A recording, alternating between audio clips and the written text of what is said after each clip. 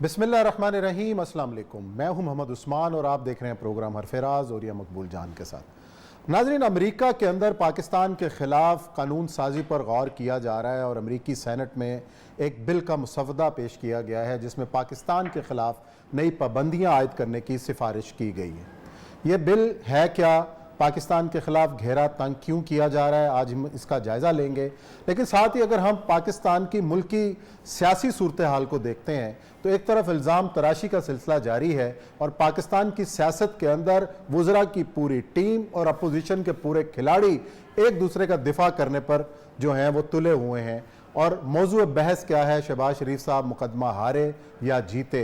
सियासत पाकिस्तान के अंदर इस वक्त बड़ा मौजू है, लेकिन पाकिस्तान के ख़िलाफ़ दुनिया के अंदर क्या साजिशें रचाई जा रही हैं, किस तरीके से घेरा तंग करने की कोशिश हो रही है, इस बारे में सब खामोश हैं और इस पर कोई आवाज़ नहीं उठा रहा। आज पाकिस्तान के दफ्तर खारजा ने इस मुजवज़ा बिल की मजम्मत की और इसको पूरी तरह मुस्तरद किया है। पाकिस्तानी सियासत की चंद झलकियां देखते हैं कि पाकिस्तान में सियासत का मौजू है क्या, और उसके बाद हम उस बिल का जायज़ा लेते हैं कि वो क्या है और उस पर पाकिस्तान की सलामती के लिए किस तरह ख़तरात खड़े किए जा रहे हैं। सुनाए जी ज़रा क्या है।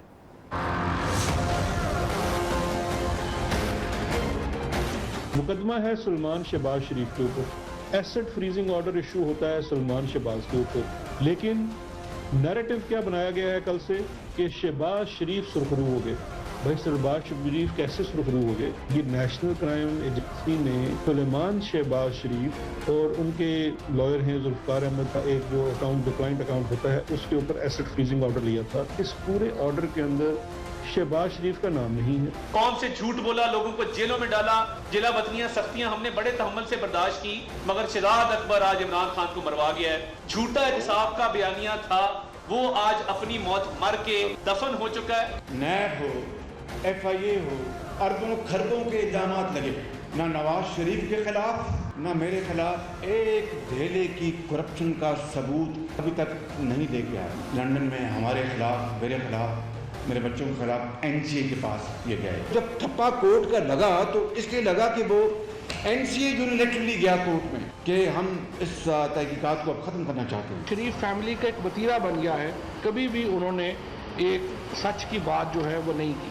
शाह बहादुर ने मियां शहबाज शरीफ साहब, जिनकी करप्शन के चर्चे पूरे हिंद और सिंध में और चरिंद और परिंद में, एक मजिस्ट्रेट का फैसला, उसको बुनियाद बनाकर ओवरऑल ये साबित किया जी कि मैं तो बिल्कुल नेकोकार। उन्होंने उन 47 जाली बैंक अकाउंट्स और 20 असली बैंक अकाउंट्स जो रमजान शुगर मिल के 25 अरब रुपए की मनी लॉन्ड्रिंग के, जो FIA और नैब जो है वो एंड रिजल्ट तक पहुंची हुई है, उसका तस्करा कोई नहीं किया। जी नाज़रीन, आपने देखा हुकूमत और अपोजिशन के रहनुमाओं की वो बयानिए की जंग जो वो सारा दिन कौम के सामने लड़ते हैं, और एक है पाकिस्तान का बयानिया जिसको अमेरिका के अंदर जो है को मानने को तैयार नहीं है। 70,000 से ज़्यादा पाकिस्तान के शहरी शहीद हुए दहशतगर्दी खिलाफ जंग में, और आज अमेरिका की अफवाज अगर अफगानिस्तान से इनखला करती है तो पाकिस्तान उसमें मदद देता है। इसका भी कोई दुनिया इसको तस्लीम नहीं कर रही। आखिर क्या वजह है और क्यों ये कानून साजी पाकिस्तान के खिलाफ हो रही है, और ये कानून है क्या? और यह साहब, ये तो थी हमने बयानिए की जंग जो देखी है, हुकूमत और अपोजिशन बड़ी कामयाबी से एक दूसरे के खिलाफ लड़ रहे हैं, लेकिन पाकिस्तान के बयानिए की जंग कौन लड़ेगा? देखिए, अजीब व गरीब हालत है। आपको याद है कि गुज़श्ता तकरीबन जब से तालिबान का इशू हुआ है, मैंने कहा कि ये होने वाला है और ये वहाँ पक रहा है। अब जिस मैं को वलील्ला नहीं हूँ, अमेरिका के अखबारात उठा लें, दुनिया भर में जब मज़ामीन चल रहे हैं, एक हवा जो बनाई जा रही है हमारे खिलाफ, जो एक इल्ज़ाम बिल्टअप किया जा रहा है, वो नज़र आ रहा था कि पाकिस्तान अगला निशाना है। और उस निशाने को वो ये नहीं है कि सैंक्शंस लगाएंगे, पाकिस्तान बाकायदा फिजिकल निशाना है। और मैं आज भी कह रहा हूँ कि कोई और इसके मैं इस बिल से आपको बताऊँगा कैसे फिजिकल निशाना। ये सर 57 सफ़ात का बिल है और तकरीबन इसके अंदर 701 सेक्शन है। अच्छा, ये बिल जो है, ये एक सेनेटर जिम रिच, ये जिम रिच वो सेनेटर था कि जो कि फॉरेन रिलेशंस कमेटी का सरबराह, ये वो इसने सबसे पहले जो है इसने अपना टर्की के खिलाफ सैंक्शंस की बिल पास किया था जब उसने आपको याद होगा रूस से एग्रीमेंट, और इसने ये एक बिल पास किया था कि कोई भी मुल्क पास कराया था जो कि इजराइल के खिलाफ गुफ्तगू करेगा उस पर सैंक्शन लगाई जा सकती हैं, जो इसराइल के रिलेशनशिप इस तरह का आदमी है। फिर जो मिट रोमनी जो प्रेसिडेंट का कैंडिडेट था वो भी इसके अंदर 21 सेनेटर वो हैं कि जो चुनीदा सेनेटर्स हैं, जिनके बारे में कहते हैं कि they are the laurels of American politics, जिनको हर एक कोई ना कोई थिंक टैंक रन करता है या उस थिंक टैंक जो है उसको स्पॉन्सर करता है या वो थिंक टैंक के अंदर खुद काम करता है। यानी ये वो लोग हैं जो अमेरिकन पॉलिटिक्स को डिजाइन करते हैं। अब ये बिल जो है, इसके बिल का नाम है, आप अंदाजा करें, एक्ट में be cited as the Afghanistan counter terrorism oversight and accountability act of 2021। इसमें तो सबसे इंपॉर्टेंट तीन चीज है वो अकाउंटेबिलिटी जो है कि इतने 20 साल हमने 3000 अरब डॉलर जो हमने खर्च किए हैं वो कहाँ खर्च हुए और उसका फायदा क्यों नहीं हुआ। उसके अंदर जो सबसे बड़ी कोटेड चीज है वो ये है, वो उसकी स्टेटमेंट है लॉयड ऑस्टिन की। लॉयड ऑस्टिन उनका डिफेंस मिनिस्टर, आपको पता है, उसने कहा है कि हमें कभी तवक्को ही नहीं थी कि ये 3 लाख फौज जो है ये अचानक कोलैप्स कर दे, कि ये तो बड़ी अजीबोगरीब बात। और दूसरा, हमें ये भी तवक्को नहीं थी कि पंजशेर के अंदर जो फौज इकट्ठी हो रही थी वो कैसे वो हुई है। इसीलिए आप याद रखें कि इसके अंदर जो इन्वेस्टिगेशन कही गई है वो 2 चीज़ों के बारे में कही गई है कि पाकिस्तान की ये इन्वेस्टिगेशन करें कि क्या वो पंजशेर में इन्वॉल्व था कि ये नहीं था। अच्छा, ये बकायदा मेंशन मैं अभी पढ़ के सुनाता हूं। ये तो वही सारे इल्जाम हैं जो पंजशेर की क़यादत और शमाली सरहद की क़यादत लगाती रही, वहां से चले आ रहे हैं ना, वहां चले ऊपर से आ रहे हैं, क़यादत तो वहां थी ही कोई नहीं, क़यादत तो बोल नहीं रही थी। और दूसरा ये है कि ये जो फौज गई है ताला, इसको फौज को पहले से कौन मोटिवेट कर रहा था कि तुम बैठ जाओ और तुम ना करो। अच्छा, अब आते हैं, लेकिन सबसे पहले उन्होंने दिए हैं 90 दिन पहले। टोटल जो बिल के अंदर 180 दिन का अरसा है, मतलब अगर कल ये बिल पास हो जाता है तो इसका मतलब ये है कि 6 महीने के अंदर अंदर इस बिल के अंदर मुकम्मल तैयारी होगी क्या करना है। पहली तैयारी उन्होंने दोस्त बनाने की है, हमारे साथ भी तैयारी साथ साथ चलेगी, लेकिन वो तैयारी की है कि president not later than 90 days after the date of enactment of this act the president shall submit the appropriate congressional committee a strategy for a path forward for the relationship of the United States with South and Central Asian countries. क्या मैं बताऊं कि हमारा दोस्त कौन है central Asia में और दुश्मन कौन है? उसमें उन्होंने अजरबैजान, कुर्गिस्तान सब की बातें की, लेकिन हमारा जो सेक्शन 8 है हमारे साथ मुतल्लक है आइडेंटिफिकेशन ऑफ द एरियाज, उन एरियाज के बारे में बताया जाए। The United states government can strengthen, मजबूत कर सकती है डिप्लोमेटिक, सफारती, इकोनॉमिक, माशी and defence cooperation with the government of India. अच्छा, वो एरिया प्रेसिडेंट रिपोर्ट करे 90 दिन के अंदर इंडिया के अंदर, इंडिया के साथ हम सफारती और उसके बाद माशी और वो कौन से एरिया है। दूसरा, and defence is India as appropriate to address the economic and security challenges posed by the People's Republic of China. Number 1 कि रिपब्लिक ऑफ चाइना ने उसके ऊपर जो थ्रेट्स है उसको कौन कहा, द रशियन फेडरेशन और रूस ने उसके, and the Taliban in this region and an assessment of how the changes Indian security environment resulting from the Taliban's takeover of Afghanistan will affect United States government with India। ठीक, वो कहते हैं United engagement की अंदर देता है कि तालिबान कैसे, किस तरीके से, किस रूट से इंडिया पे इफेक्ट करेंगे, कश्मीर पे क्या करेंगे, ये पूरी उसकी आगे उसने डिटेल दी हुई है कि क्या करें। ये तो हो गया आप सर इंडिया का। इंडिया का जब वो प्रेसिडेंट रिपोर्ट जमा करा देगा और कहेगा जी देखें बात सुने, तालिबान जो है उनके लिए एक फ्री पैसेज जो है, Pakistan is no more buffer state, वो आ जा रहे हैं, हो रहे हैं। अलकायदा, अब अलकायदा इंडिया, आप सोचें 3 साल पहले वो जो वुड्रो विल्सन सेंटर थे उसने इतनी बड़ी रिपोर्ट बनाई थी किसकी, अलकायदा इंडिया चैप्टर की, और उसने वो मौलाना आसिम उमर का वो देखा था सामने बैठा हुआ है, और फिर उसके अंदर उसने बकायदा कश्मीर चैप्टर में उसने इसको जो था जाकिर मूसा इसको हेड बताया था और बहुत सारे लोगों को बताया था। दूसरा है जी 2002 का सेक्शन 2 इन जनरल क्या है, not later than 180 days after the enactment of this act and not less frequently than annually thereafter. एक तो पहली रिपोर्ट आप जमा कराएंगे 180 दिन के अंदर, और फिर 1 साल के अंदर अंदर आप रिपोर्टें जमा कराएंगे। क्या, the secretary of state in consultation with secretary defence and the director national ISI CIA और डायरेक्टर डिफेंस का क्या करेंगे। Number 8, N assessment of the support by the state and non state actors including government of Pakistan. अच्छा, और ये वही नुकता है जिसपे पाकिस्तान आगे सुने सर, आगे सुने, कल परसों की बात नहीं कही, including government of Pakistan for the Taliban between 2001 and 2020। पूरे 20 साल में पाकिस्तान के रियासत ने और गैर रियासती इदारों ने क्या कुछ किया including the provision of sanctuary space, उनको छुपने की जगह दी, फाइनेंशियल सपोर्ट, माल दिया, intelligence support, logistic and medical support, training, equipping and technical operations of the strategic, an assessment of the support of the state and non-state actors including government of Pakistan for 2020 effective of the Taliban that toppled the government of the Islamic Republic of Afghanistan. ये कैसे हुई?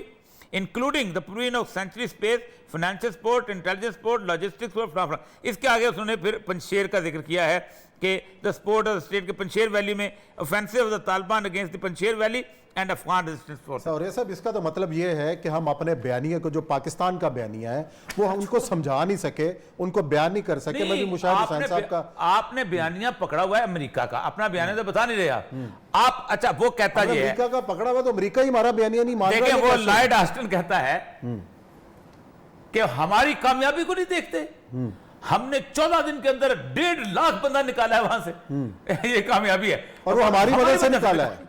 लेकिन नहीं sir, जब तक आप America का कागज पकड़ के चलते थे, ये आज भी कहता हूं, जॉर्ज टेनेट ने कहा था हम सोचते थे पाकिस्तान 3 चीजें मानेगा, पाकिस्तान ने 7 मान ली और हमने 7 मान के उनको साबित कर दिया। के बाद भी हमारा ये हाल हो रहा है कि तो मत मानो ना। मैं तो कल भी कहा है कि अगर पाकिस्तान आज तालिबान को तस्लीम कर ले, पाकिस्तान इस रीजन की इतनी बड़ी ताकत बन जाता है, एक आपकी आर्मी और दूसरा उनकी प्रॉपर्टी। ये बहुत बड़ा मौजू है, मेरा ख्याल इसको इशू के ऊपर कल भी हम बात करेंगे कि हम अब हमारी स्ट्रेटेजी क्या होनी चाहिए, हमें अपने अगर ये 180 डेज गुजर जाते हैं ना, तो उसके बाद आप एक्सपेक्ट करें कि 6 महीने के बाद कोई ना कोई जंग आपकी इंडिया के थ्रू होती है या अमेरिका जो है इंटरनेशनल फोर्स। चले, यहाँ ब्रेक का वक्त है, ब्रेक लेते हैं, ब्रेक के बाद आएंगे और जिक्र करेंगे कि सियासी सूरत हाल का, कि कौमी असम्बली का मुश्तरका इजलास पार्लियामेंट का बुलाने की हुकूमत ने तैयारी की है इंतखाबी इस्लाहात के ऊपर, अपोजिशन क्यों इसको नहीं मान रही, इस पर बात करेंगे ब्रेक के बाद।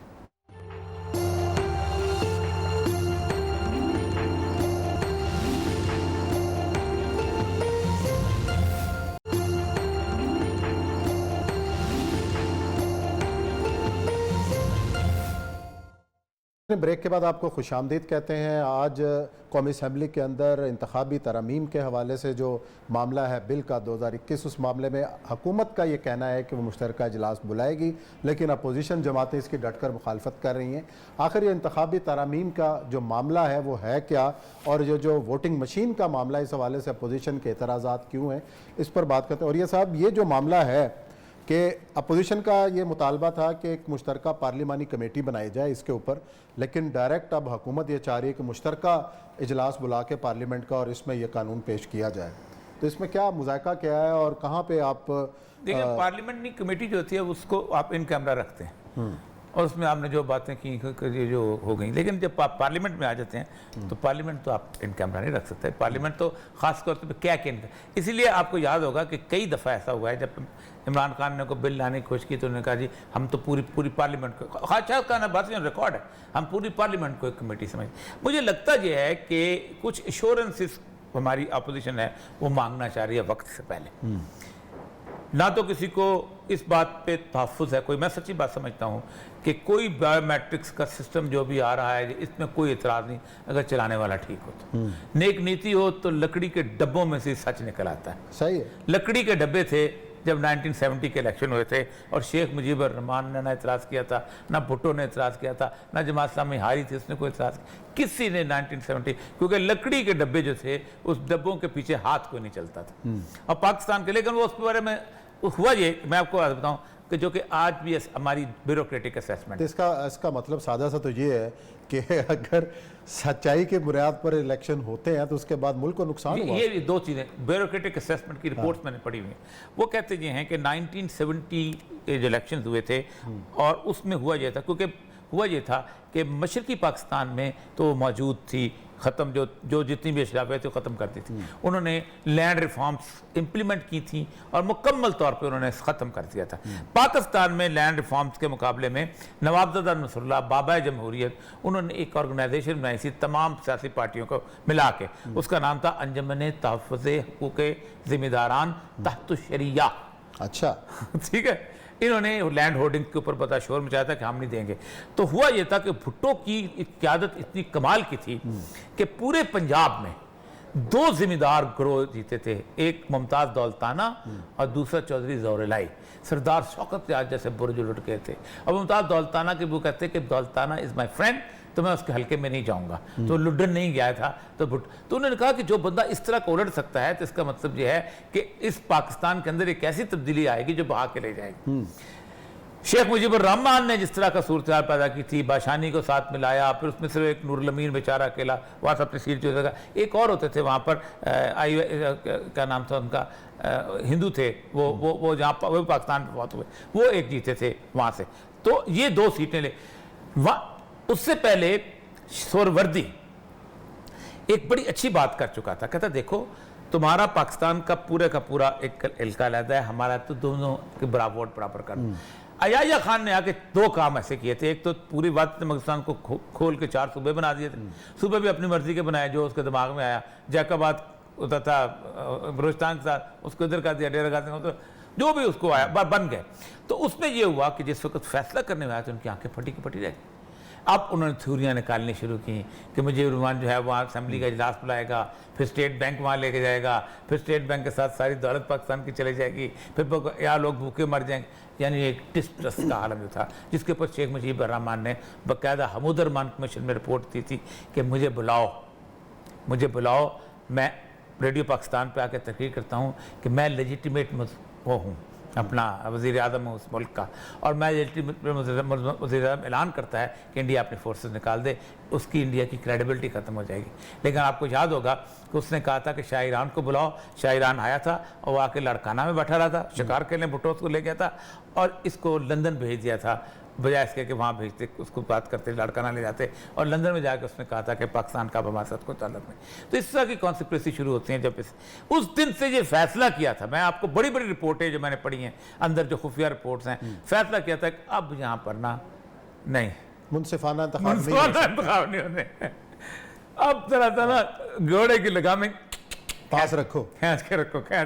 उस घोड़े की लगामें खींचते इन्होंने IGI बनाई। उन घोड़े की लगामें पहले उन्होंने खींची, उन्होंने नॉन पार्टी इलेक्शन कराए, और उस नॉन पार्टी इलेक्शन के अंदर पहले मजलिस शूरा बनाई, उस नॉन पार्टी में फिर पार्टी बनानी पड़ गई, फिर वो पार्टी के अंदर अपनी तरह के बंदे निकाले।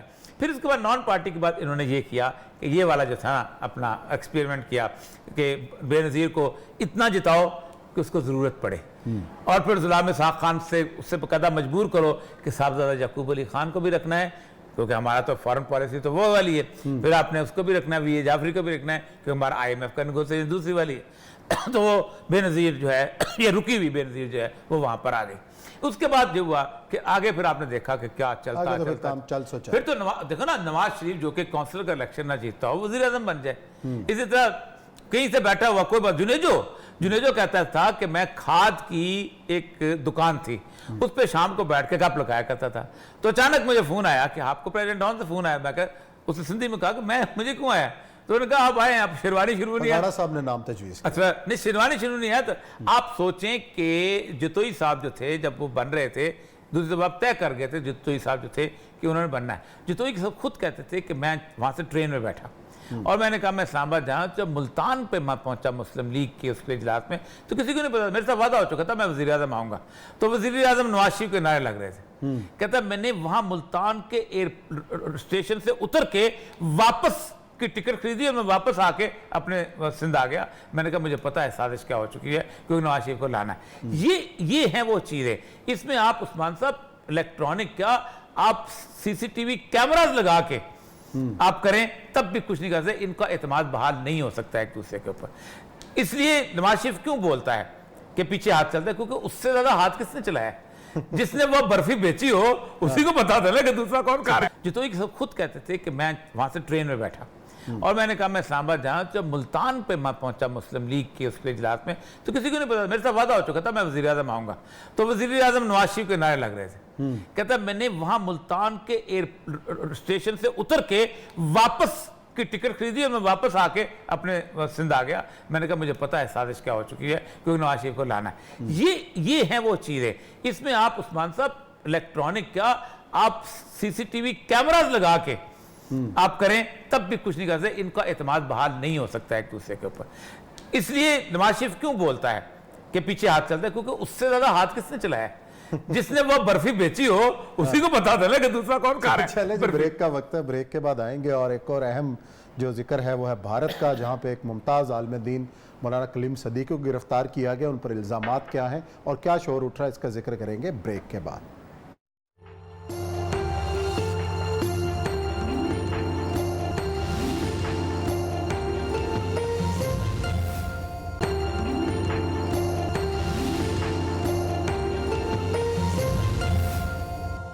जी, ये है भारत के मारूफ आलिम दीन मौलाना कलीम सदीकी साहब, जिनको गुज़िश्ता रोज़ गिरफ़्तार किया गया है और इस वक्त भारत के मुसलमानों के अंदर एक इस्तराब और तशवीश की लहर है इन पर। और यह सब इल्ज़ामात बड़े दिलचस्प लगाए गए हैं कि जी ज़बरदस्ती मज़हब तब्दील करवा रहे हैं, फंड बनाया हुआ है और बाकायदा इसके लिए फ़ंड हैं और तंजीमें हैं कि जो मौलाना की क़यादत में सरपरस्ती में चल रही हैं।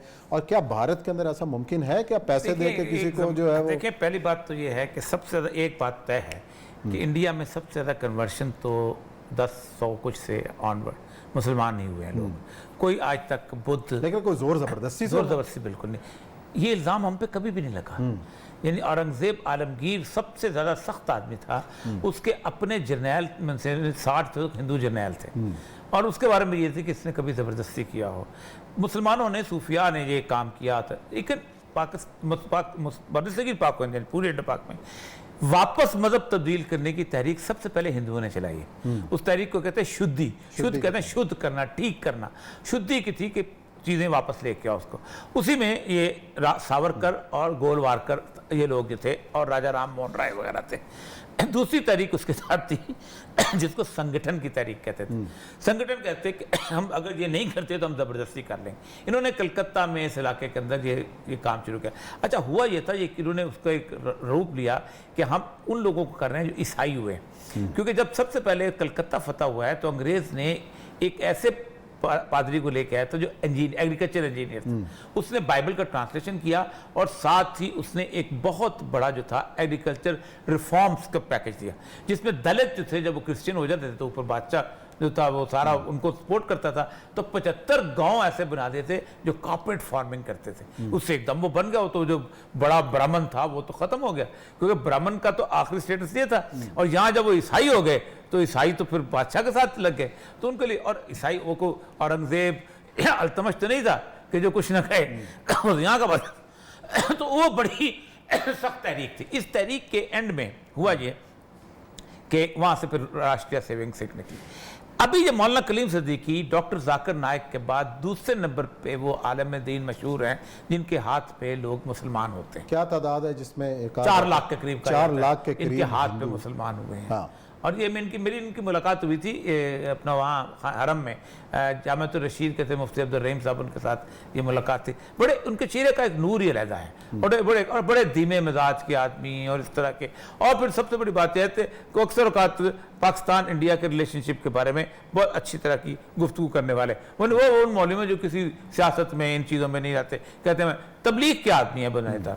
उनके बारे में नहीं, सिर्फ उनके बारे में नहीं, एक इस वक्त मेरे सामने एक और ख़बर है, ये इंडिया के हैदराबाद दक्कन के अखबार की खबर है कि कानपुर के अंदर एक डिविजनल कमिश्नर जो है पुलिस के पूरी नहीं उसका PAS का पाकिस्तान इंडियन एडमिनिस्ट्रेटिव सर्विस, जैसे हमारे यहाँ पाकिस्तान एडमिनिस्ट्रेटिव सर्विस DMG है उनका। ये डिविजनल कमिश्नर जो कानपुर का था उसकी एक जगह पे गया है इजलास में। तो वहाँ जो मुकर्रीन तकरीरें कर रहे थे मौलवी साहबान, वो कह रहे थे इस्लाम को कबूल कर लो और ये बड़ा अच्छा मजहब है और ये है। और वो तो ज़ाहिर बात है, कौन मौलवी तकरीर करते हुए नहीं कहता? कौन? सारे मौलवी, हिंदू नहीं करता, सबको सब करते, क्रिश्चियन भी यही करते हैं।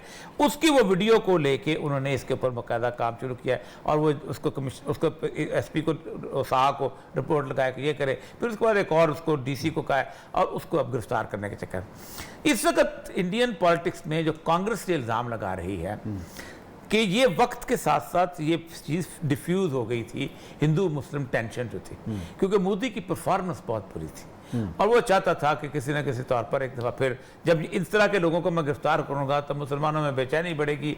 जब मुसलमानों में बेचैनी बढ़ेगी तो सड़कों पे निकलेंगे, जब सड़कों में निकलेंगे तो मैं हिंदुओं को उभारूंगा, जब मैं हिंदुओं को उभारूंगा तो हिंदू और मुसलमान दोनों अलग-अलग हो जाएंगे। मुसलमान टोटल हैं 14 से 15%, हिंदू को बल्क इकट्ठा करूंगा तो फिर वो जो BJP की जो पॉलिटिक्स है वो दोबारा जिंदा हो जाएगी। ये इस वक्त बेसिकली तब से हो रहे हैं। लेकिन उसके बावजूद अब मौलाना करीम सिद्दीकी पे दहशतगर्दी की दफात लगाई है, ठीक है। उसके बाद कन्वर्शन के ऊपर उनके यहाँ तो बहुत ज़्यादा, हमारे यहाँ तो सूरत हाल, हम तो इस्लाम कबूल करना, हमारे बिल बन रहा था, वहाँ पर जो बिल बन, ऐसी सूरत हाल में आप उस्मान साहब देखें कि पूरे दुनिया के अंदर किसी मुल्क में भी किसी मज़हब में भी ये तब्दीली है, मज़हब के बारे में कोई रुकावट नहीं है। आप इंग्लैंड चले जाएं, आप नॉर्वे चले जाएं, आप स्वीडन, डेनमार्क, जर्मनी जाएं, वहाँ तो बड़ा मसला है। मतलब फ्रांस जहाँ के हिजाब के चक्कर में, वहाँ भी जो थे डॉक्टर साहब हमीदुल्लाह साहब, उसके हाथ पे हज़ारों फ्रेंच ने इस्लाम कबूल किया। वहाँ आज भी आप 10 साल के बच्चे हैं तब भी कबूल कर सकते हैं, 90 साल के बुढ़े हैं तब भी कबूल कर सकते हैं। इंडिया और पाकिस्तान में इस सिर्फ 2 जगह हैं जहाँ इस्लाम कबूल करने के ऊपर, ये हमारे यहाँ भी है कि कोई इस्लाम कबूल ना करे 18 साल, हालांकि हम कौन है, पाकिस्तान इस्लामी रियासत। अब वहां क्या है, वहां भी कोई इस्लाम कबूल ना करे, तो भाई करना क्या चाहिए आपको, जैसे स्टेटस को बरकरार करे। ये है बुनियादी तौर पर एक साथ। पाकिस्तान में भी वो कहते हैं कि इंडियन स्पॉन्सर्ड थे, क्योंकि मोदी ये चाहता था कि मेरे के खिलाफ जो बदनामी बिल्टअप हुई है, उस बदनामी को, इंडिया की जो बदनामी है, उसको इंटरनेशनल लेवल पर डिफ्यूज़ किया जाए। तो उन्होंने पाकिस्तान के अंदर कुछ NGOs को पैसे दिए, कुछ NGO को फीड किया। आप उस्मान साहब अंदाज़ा करें, मैं एक ऐसे सूबे में रहा हूँ बलूचिस्तान के अंदर, और गांव में पोस्टिंग रही है जहाँ हिंदू बहुत ज़्यादा थे। मतलब आप सोचे, खुददार में सारा कारोबार हिंदुओं के पास, नोशकी में सारा कारोबार हिंदुओं के पास, मस्तूंग में DC वहाँ कारोबार, चागी में सब उनका था। ये हिंदू जो थे, ये बलोच नेशनलिस्ट ने इनको तंग करना शुरू किया। सबसे पहले जो हिंदू अगवा हुआ था वो गिरधारी लाल भाटिया था, और उसको अगवा किया था एक नेशनलिस्ट ग्रुप ने। अच्छा। वो पैसे दे के आया, और उसके बाद भाटिया साहब के साथ 4-5 लोग, बहुत बड़ा उसका ना वो था कारोबार, ठीक है। तमाम एजेंसी उसके पास होती, डालडा की, फलाने की, कैप्री की। वो चला गया इंदौर, जितने भी वहां से गए थे इंदौर चला गया। वहां से जो उसने खत लिखे हैं अपने बच्चों को, अभी उसका एक भतीजे भी वहां पर होते हैं, और कहता है इतनी तकलीफ में हूँ कि ना ये मुझे पाकिस्तानी कह के गाली देते हैं, हिंदू मुझे हिंदू नहीं समझते, कहते हैं अजीब खतने मेरे चेक किए जाते हैं कि तुमने किए कि नहीं, ये हालत हो जाती है। वो कहता ये है कि ना, उसके बावजूद भी ज़बरदस्ती लोगों को, और किसी मुसलमान ने तंग नहीं किया। आप देखें, अंदाज़ा करें। पूरे, मैं आपको बताऊं कि मैं चागी में था, मुझे बड़ी तकलीफ से बात करने की रही है। एक हिंदू से लड़ाई हो गई, हिंदू पंचायत मेरे पास आई, ये 1997 का वाक़या है। BSO के लड़के, बलोच स्टूडेंट्स ऑर्गेनाइजेशन के लड़के, उनने लड़ाई हुई, और वो उसके बाद मैंने पर्चा दर्ज कर दिया।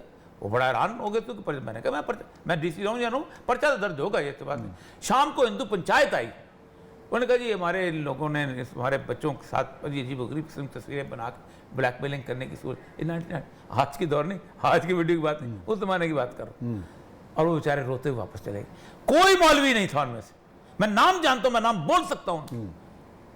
लेकिन आप जो अगवा, वो जो चमन लाल को अगवा किया था वहां पर, उससे अपना उसने चमन से, उसका नाम ही चमन लाल था बेचारे, मोहन लाल, चमन से अगवा किया था। ये मुल्ला उमर से पहले की बातें हैं, ठीक। उस बंदे को वहाँ के ये कॉम्प्रेस जो जितने भी HXIN कंपनी, ये लोग उसके अंदर इन्वॉल्व थे, और वो तो स्टोरियाँ सुनाया करता था कि मुझे आके, फिर वो बेचारा पता नहीं कहाँ मर गया कि नहीं।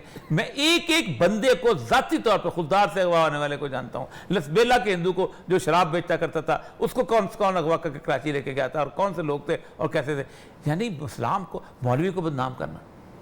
तो असल मसला ये है उस्मान साहब कि ये बेसिकली ऐसी गेम चल रही है पाकिस्तान में भी और इंडिया में भी, कि इसके अंदर सवाए सियासत के कुछ नहीं है, और सियासत का गंद है। वहाँ भी सियासत का गंद किया था, नॉन सेकुलर, वहाँ सेकुलर लिबरलिज्म का गंद है, क्योंकि वहाँ तो इलेक्शन नहीं जीतना आपने हिंदू के नाम पे ना। वहाँ तो राणा चंद्र सिंह होता था। मैं एक आखिरी फिक्रा बता, कोई क्लोजिंग कर रहे हैं। मेरे साथ एक राजपूत, हम राजा चंद्र सिंह से मिले, MNA थे हमारा। अच्छा। तो उसका नाम था राणा फलां फलां, मैं नाम नहीं लेता, DMG का था। तो उसने कहा तुम कैसा राजपूत है, तुमने मजहब बदल लिया। और वो अपने कोलियों से हाथ में लाता था, बाकी जाके हाथ धोता था कि दलित जो है, ये कोली दलित होते हैं, भेल और कोली, इसलिए जाके हाथ में धोता था। ये तो अपने हिंदुओं से नफरत थी उसकी। चलो जी नाज़रीन, यहाँ प्रोग्राम का जो है वक्त ख़त्म होता है। कल इंशाल्लाह फिर मिलेंगे नए मौज़ूआत के साथ। अपना ख्याल रखिएगा। अल्लाह हाफ़िज़।